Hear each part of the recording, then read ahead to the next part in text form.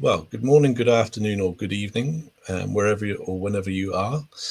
Welcome to another session of Festival in a Box 2.0. I'm delighted to say that we have with us Elisabeth Andersen from Glasgow Distillery, who's going to talk to us about the bottling they have provided for the box. So I'm going to bring Elisabeth in just now. Hi, Elisabeth. How are you doing? Hi, Eddie. I'm well, thank you. How are you? Yeah, I'm very good, thank you. Very much looking forward to this session. I have my bottle at the ready and I'm raring to go.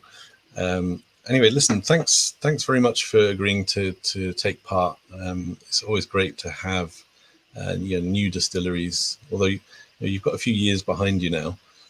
So it's going to be fascinating to hear about what you're up to and what's happening at Glasgow Distillery. But obviously, I know yourself, but the viewers at home may not know who you are and what you do. So it might be an idea just to do a little introduction about yourself and what you get up to at Glasgow Distillery. Well, thank you very much for that, Eddie. It's thank you for including us. It really is our pleasure to be involved in this. This time with our Peated, rich and smoky. So yeah, just a few words about myself. I'm actually a Norwegian who's lived in Scotland for a number of years. Lover of whiskey, and I'm fortunate enough to be working with what I have a real passion for, which is single malt whiskey. I have worked in the industry for quite a while, actually, working for a number of producers, and joined Glasgow Distillery just over a year ago. And my role really is managing our European partners and markets. But I'm also really kind of passionate about doing whiskey tastings and presenting our whiskey to various audiences. So any chance I can get, I jump at the chance to be involved in whiskey tastings. So great. Well, who wouldn't? Exactly. If in their right minds, obviously. Can I hear the distillery whirring away and hissing away in the background there?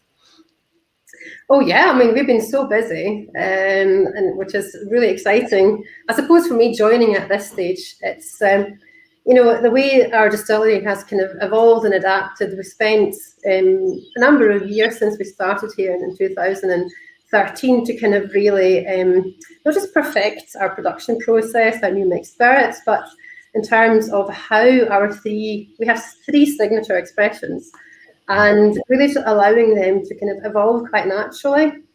And now that we feel that we have spent so much time and focus perfecting our three expressions, that we can actually play around a bit more now with some single cask releases.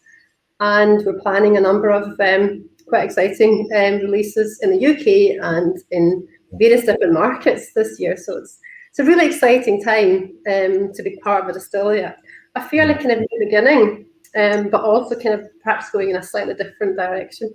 Oh, very cool. Well, you can tell us all about those things a little bit later once we've had a wee taste of the dram you've provided us. So, have you poured yourself a glass there? Or? Not yet, actually. Ready. So here it is, our rich and smoky, which is one of three really in our signature expressions. And this one perhaps is a bit of a surprise for many, because naturally we are a lowland distillery, but this is our peated expression, and it's quite a high peat. This is 50 ppm. So that's really quite high up there in terms of smokiness. But the peat we have selected is a heather-based peat from the Highlands, so you will not be getting the kind of iodine notes you get from a typical Islay single malt. Yeah, I must admit I was quite surprised by the colour, obviously, which I'd like to hear your thoughts on. But then, yeah, certainly it's got a good whack of peat, isn't it? It's not a medium peat or a light peat. It's a real proper. It is immediate, but also, as you can probably tell from the colour, this is also a sherry cask maturation. We have selected our very finest virgin casks and then finished these casks off in Pedrohem and sherry casks for between sort of 6 to 9 months. So you can see really the difference that that really impacts on our whiskey in terms of not just the colour, and this is all natural colour, but obviously you're getting the peat, but you're also getting, those kind of sherry influences, the raisins, I think, going through really nicely, that sweetness. And dried fruits, absolutely. A bit oranges as well, I think.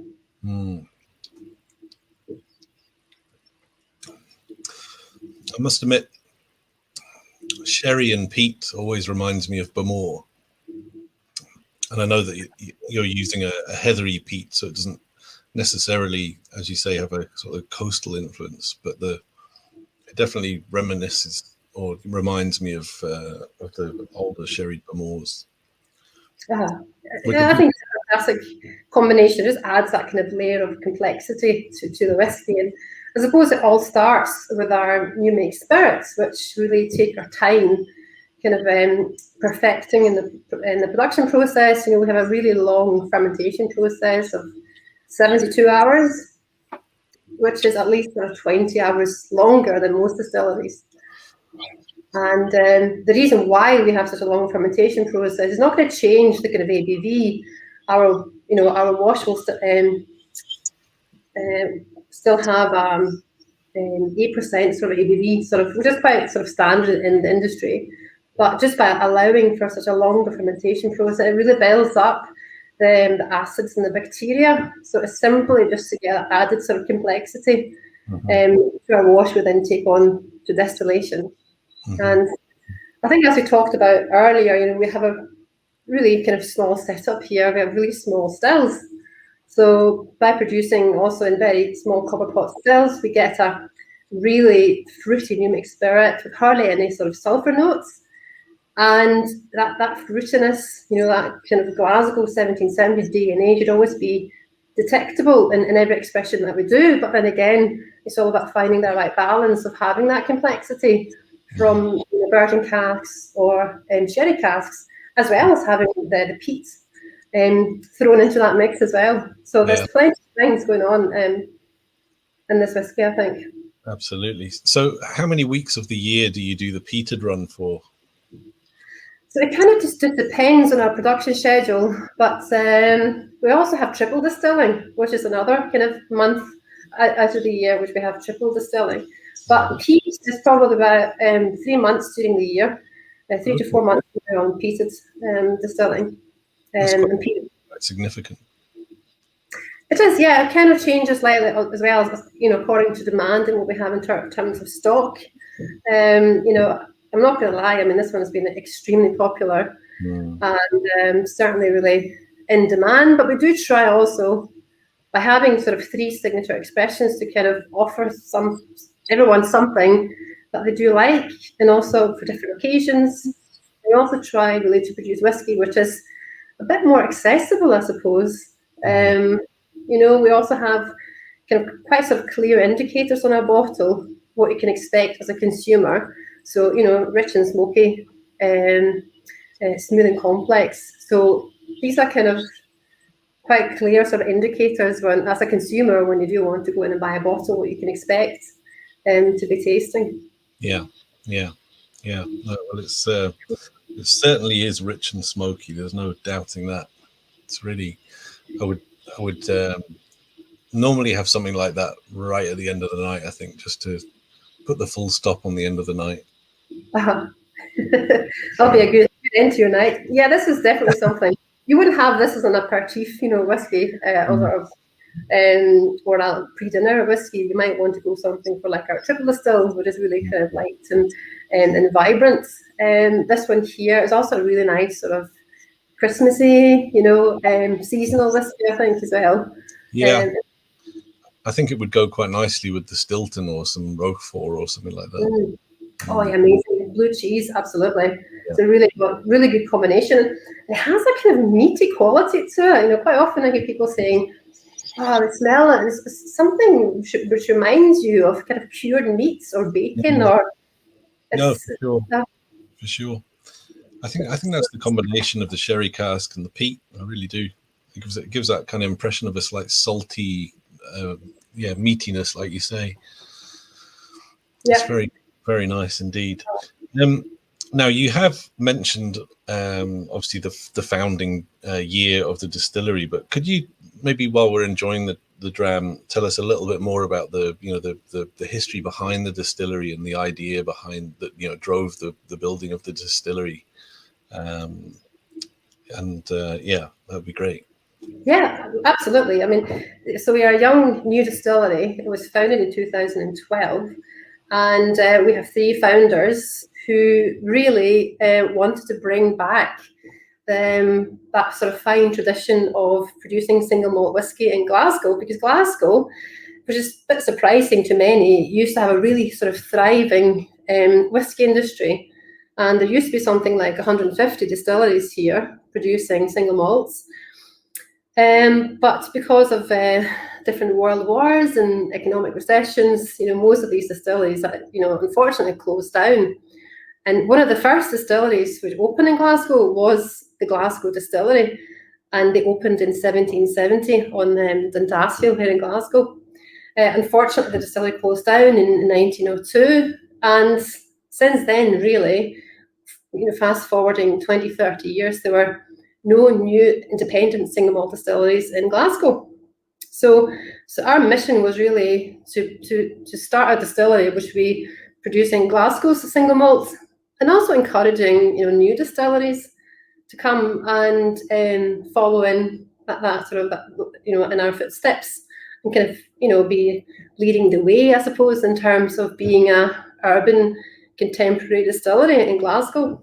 And that's also reflecting on the name for our whiskey, which is Glasgow 1770. So it's we took the name Glasgow Distillery from the original Glasgow Distillery, and it was then reborn in 2012 when the company was founded. But obviously we are two separate companies, but it was quite nice to have that sort of nod to the past, which is why we took the name Glasgow 1770 for our single malt whiskey. Excellent. Thanks for that. I've been to the distillery once or twice, and it's one of the most impressive looking distilleries, I think, in the modern times. It's so it looks like it's been there for a long time, and it looks like it should be there. Do you know what I mean? It's a really clever building. Well, and also it's surprising too, because we selected the location where we're at, which is on an industrial part of Glasgow. But I think that was also a conscious decision, that we wanted a location was also reflecting on that sort of Glaswegian character and grits, and we're proud to be a city of these qualities, and we do take our craft really seriously. Mm-hmm. So for us, that was the focus. It was not perhaps opening up a really nice sort of visitor centre, and our business model was always from the start really to put all our energy into producing the best new mixed spirits, selecting finest casks, and then waiting until 2015. When we released our first expression of Glasgow 1770. Mm-hmm, mm-hmm. Yeah, well, I think that's the right way round. Focusing. Yes, it would be nice also to have a visitor centre, because very often, I suppose it's different now because we've had a pandemic, but when we do hopefully return to normal, and we can meet people face to face, it would be nice to kind of welcome more visitors to our distillery, but we're so small, simply isn't feasible at the moment. We do sometimes actually get requests from individuals who are so desperate, and they look us up to come and visit us. And one time, this was before I joined, I think someone turned up from Hawaii, and he turned up on our door, and he really he wasn't here simply to visit us, fair enough, but it was also part of his wish list was to visit us. So when somebody turns up at our door from Hawaii, of course we had to take him round, You wouldn't just send them away then? No, of course, this is before COVID, obviously. But sometimes when we did used to get phone calls, can we host 200 Chinese tourists? That's not going to be possible, simply because we're so tiny. Yeah. Well, fingers crossed. It won't be too long before you can welcome some guests. Good stuff. In terms of the production model, I mean, obviously you've explained quite a bit in terms of how often you do the peating, and that you've got the option to triple distill as well. So they would be part of the answer, I guess, to this. But I was going to ask you if there are any particular quirks or differences in the production process at Glasgow Distillery in comparison to, other single malt distillers not too far away. I think really it's for being such a small distillery, we do have quite a complex sort of production schedule. We're on peat, we're on peated spirit, we're triple distilling, and we have as I mentioned, a really long sort of fermentation process. But we're also experimenting with different yeast strains. So that is something. At the moment, we're using Mauri Pinnacle, which is obviously a distiller's yeast, is quite widely used by various distilleries. So the guys in production, they're experimenting with things like champagne yeast and all these different quite exciting strains of yeast. So that's going to be quite exciting to see what we will be doing in terms of different new experiments for different types of yeast strains, etc.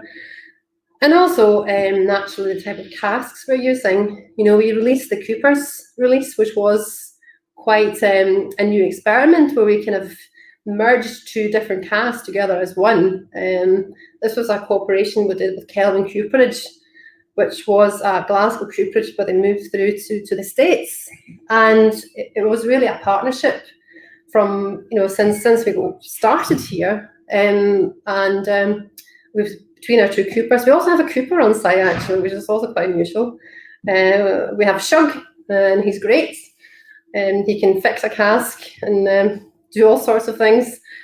And so it was a collaboration between us and Kelvin Cooperage to basically merge a port cask with one of their kind of hand-built. It was purposely built for us, actually, the cask from Kelvin Cooperage, which was virgin oak. And that's something quite different, sort of merging casks together, experimenting with the cask finishes, yeast strains, on top of quite a busy production schedule. So keeps us on our toes. Yeah, I was going to say, it sounds like it's not a boring place to be. No, it's not. No, and also we develop it. We're also experimenting with. We also have a number of other really successful spirit brands. Such as Macro Gin, and we have a Daisy Club rum, and we will be releasing some small kind of batches from Menditi as well. So it's not just whiskey, which is of course is a big focus for us, but it's also on top of the other spirit brands that we are working on and producing. Mm-hmm. And what about in terms of age statements? I know it's been a hot topic on and off, but just wanted to get your opinion on age statements and whether they will eventually appear on your bottles. I think it would be naive to say, well, that will never happen. When the time is right. I doubt that will be until we have 10-year-old whiskey to release. Mm-hmm. Mm-hmm. I suppose it would be naive to say that we'll never do that. I really like the fact that we do produce non-age statement whiskey.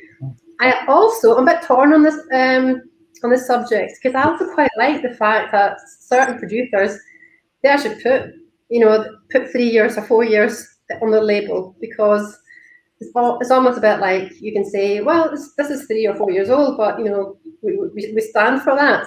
Mm-hmm. I'm not saying that we don't, but I suppose it's just the fact that we look at our whiskey in terms of the quality. Yes, exactly. Because you can easily try a 14-year-old whiskey and the quality might not be as you expect. Just having an age statement does not guarantee the quality. Coming from some, the casks in that process could be quite questionable. So there's so many things which can go wrong actually when it comes to producing whiskey.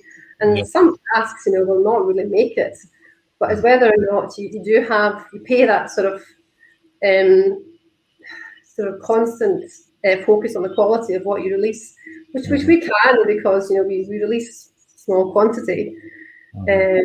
So our focus is always on having that kind of benchmark in terms of quality. Yeah. No, well, I think you're absolutely right. I think that age statements are definitely not a statement of quality. They're just a statement of fact. So, 10 years old doesn't mean 10 years good or bad. It just means 10-year-old. Yeah.